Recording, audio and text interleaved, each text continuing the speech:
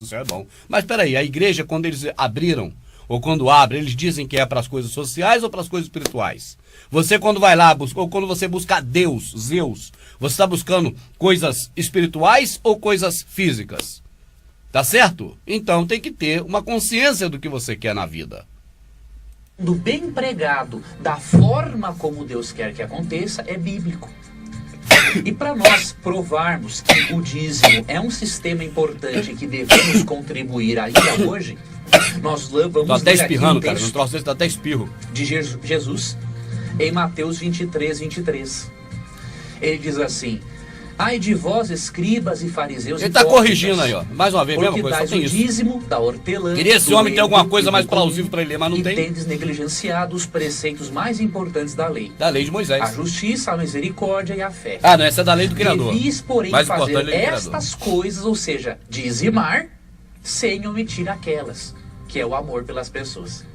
Então dízimo, bem, amor Jesus pelas pessoas, aprovou o sistema de dízimos. Ele aprovou, não. E se você Não tem quiser que aprovar, estudar um pouco rapaz, tá mais debaixo da sobre o lei. assunto, eu posso lhe passar alguns textos. Parece que, quando ele fala, parece que o Salvador é o cara que aprova ou desaprova. Rapaz, o Criador na mão de vocês foi só um joguete. O Criador na mão de vocês, o Salvador na mão de vocês foi só um vagabundo que vocês fizeram dele, um vagabundo, um maldito que vocês fizeram dele, maldito. Foi só isso. Um marginal que vocês fizeram dele, marginal. Para vocês ele não foi nada além disso. Como vai dizer agora que ele aprovou? O que tinha ele para aprovar se ele não era ninguém? Ele era um cara nesse mundo que nem onde reclinar a cabeça tinha. Que condição tinha ele de aprovar ou reprovar? Vocês sabem muito bem disso. Não aprovou nada, ele estava debaixo da mesma lei de Moisés porque ele era judeu. E ele, como judeu, ele disse para as pessoas: ó, vocês estão aí justificando que vocês dão endro dessas coisinhas, ó, dão a colheitazinha, a parte da colheitazinha do que pequeno, das coisas pequenas, hortelã, cominho e endro, vocês têm que praticar a justiça, o amor ao próximo, é isso que vocês têm que fazer. Salvador tá corrigindo aquele cara que tá fazendo errado. E isso porque está debaixo da lei de Moisés, e a lei de Moisés dizia que devia dar dízimo. Tá certo? Por isso é que ele estava protegendo as outras coisas. Faça isso. Dá o dízimo mesmo, tem que dar, tá debaixo da lei de Moisés, mas não omita o que é o de mais importante: o amor, a misericórdia e o perdão. Isso é correção. Leia Malaquias 3, 8 a 10, que ali menciona o quanto Deus recompensa e abençoa a pessoa dizimista. Sim, recompensa e abençoa os que não roubam a ele, é o que está bem claro lá. Tá certo? Então ele fala: trazei o dízimo integral. Porque aqueles homens pegavam o dízimo recolhido, alçado, as ofertas e dízimos, né, de daquelas comidas, e não trazia integral para o armazém, trazia parte deles. Por isso ele diz: traga os dízimos que vocês recolheram, o integral, a parte toda que vocês recolheram, e façam prova de mim, sacerdotes, se eu não vos abrir as janelas do céu e derramar mais bênção sobre bênção. Então aquilo que ele está falando ali, você vai ler um pouco antes de onde ele mandou, lê o capítulo todo, amado.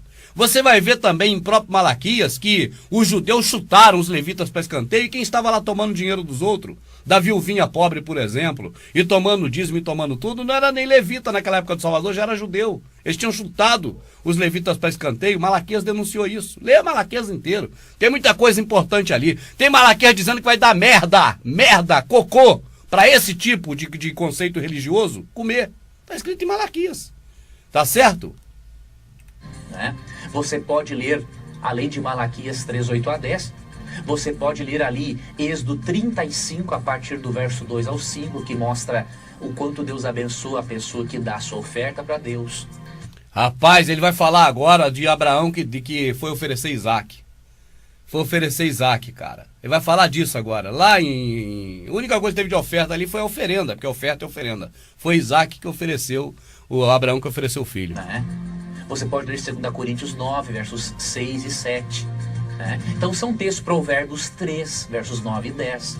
Então são textos que apresentam o dízimo de uma forma bonita e não de uma forma distorcida, como é apresentada pela teologia da prosperidade. Agora, ele só mete o pau na teologia da prosperidade. É tipo assim: o cara já descobriu que uma banda dessa fruta tá podre, aí o outro tá na mesma fruta, mas tá do outro lado, da outra banda. Aí ele fala: olha, essa banda aqui não tá podre, a banda podre é a banda de lá. Então aquela banda... Mas é a mesma fruta! Apenas aponta que o outro tá para você achar que esse não tá, mas tá mentindo. Esse dízimo não existe. Não tem nada de dízimo de dízimo na Bíblia. Eu desafio qualquer um. Abre aqui, ó, e mostra. Tem dízimo de dinheiro na Bíblia. Mostra. Se tem. A questão da pergunta é a seguinte: se eu não tenho nenhuma religião e eu quero devolver o meu dízimo. Não, ele ia falar a verdade, que esses caras sabem da verdade. Eu quero dar meu dinheiro pro pastor. Ele ia falar isso, mas aí dá não. Devolver. Ele lembrou que não pode falar isso aí. Porque a câmera tá ligada. Se desligar, eu ele fala. aconselho, Tito, a esse telespectador ou ouvinte analisar e descobrir uma igreja que seja séria para usar o dízimo, né?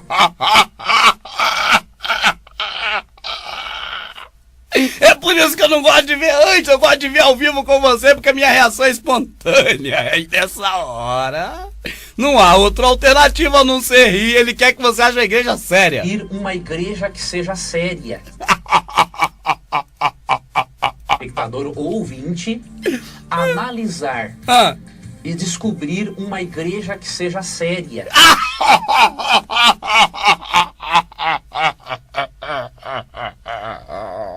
Seria cômico se não fosse trágico. Para usar o dízimo, né? Então, se ele não tem religião, mas ele estudou a Bíblia e viu que o sistema de dízimos é bíblico e é um mandamento de Deus, avalie uma religião que seja séria, né? Que saiba investir esse dinheiro para a pregação do evangelho. Vou dar lá na Espiritismo. Espiritismo então, é sério, vou dar lá. Não banda, não é que banda. Tem que fazer esta avaliação e descobrir qual igreja que poderá utilizar o dízimo sabiamente. Agora, se eu quiser direcionar o meu dízimo para um determinado projeto, já perguntou outro dia. Você vê que isso é para fazer propaganda, não é para informar. Na casa do Senhor. Na casa do Senhor. Pergunta, Tito. O dízimo, ele deve realmente ser entregue apenas na casa do Senhor. É mesmo? Mas o Criador não habita em templo feito por mão de homens? E o Salvador não tinha nem onde reclinar a cabeça? Que casa do Senhor é essa, cara? Que casa do Senhor é essa? Você vai para a Escritura, toda vez que está escrito casa do Senhor, está se referindo a Jerusalém ou a Israel. Hora nenhuma se refere ao templo. Hora nenhuma se refere ao templo. Toda vez se refere à casa de Israel como sendo Jerusalém. A minha amadinha leu esses dias em Zacarias, quando nós fomos falar do jejum, né? Que o povo clamou ao rei pedindo para que fosse a casa do Criador para conversar com as pessoas que lá estavam.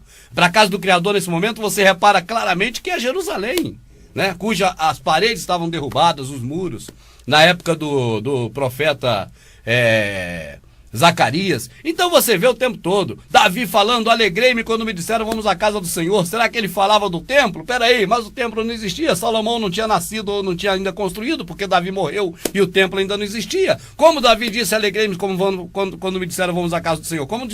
Quando nos disseram vamos a Jerusalém, porque a casa do Senhor é Jerusalém, segundo a narrativa da Escritura, o tempo T-O-D-O. Mas agora, esses prostíbulos que estão aí, prostíbulos da verdade, são chamados de casa do Senhor. E aí o povo todo acredita. Professor, eu não posso então escolher um projeto, de repente um projeto evangelístico, e eu destinar o meu dízimo para esse projeto? Realmente, Tito, a Bíblia diz aqui, por exemplo... Você veja bem, amado, que linguagem estranha, né? Se tivesse aqui Moisés, acharia estranho. Ele falaria, poxa, como é que eu vou destinar meu dízimo? Eu não tenho plantação. O rapaz está falando ali como se ele tivesse plantação.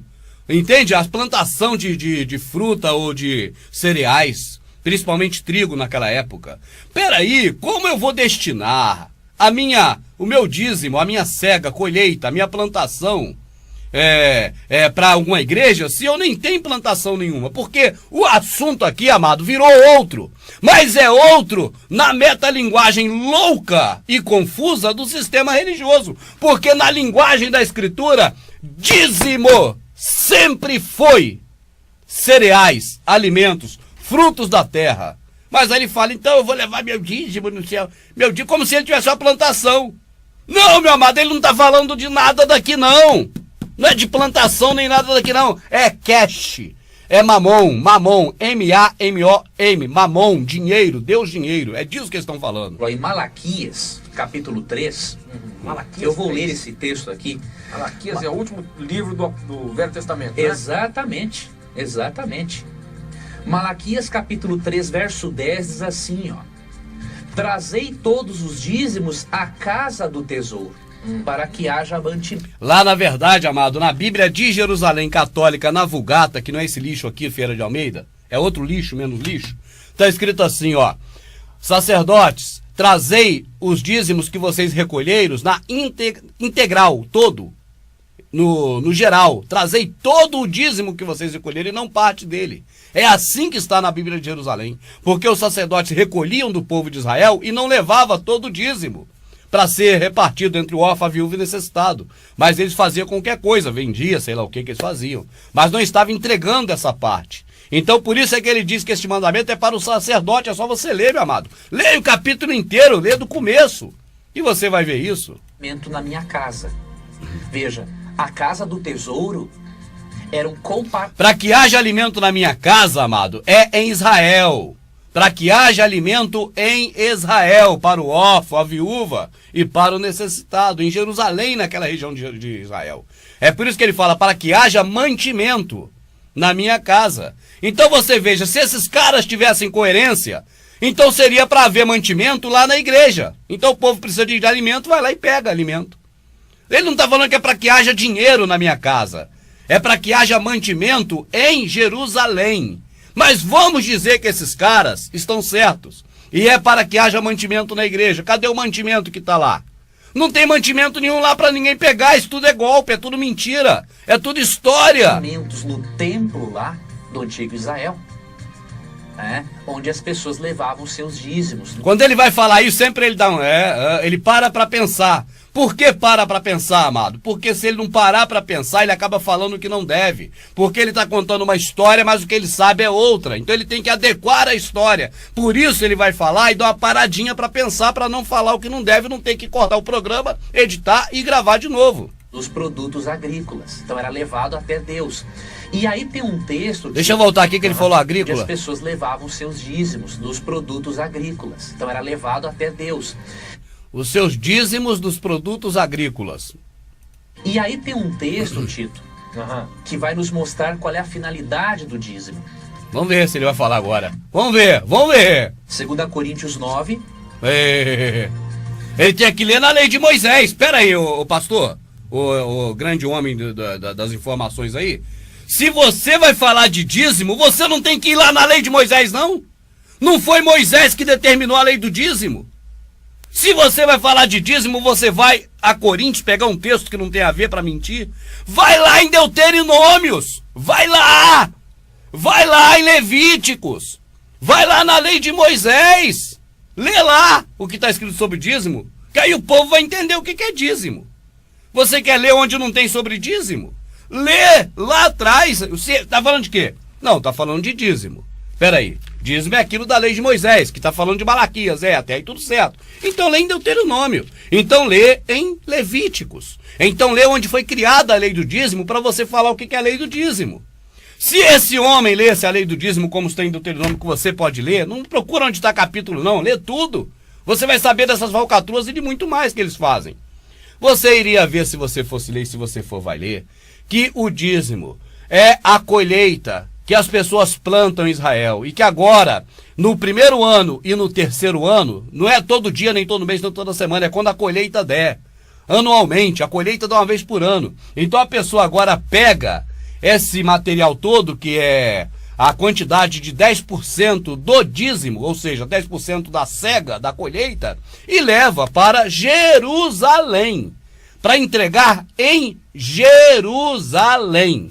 E ainda diz assim: e se o lugar que você estiver for longe de Jerusalém, porque Israel cresceu muito na época de Salomão, então se for longe, você vende esse material, ata o dinheiro na sua mão, vá a Jerusalém e compra tudo que te satisfaz, até cachaça.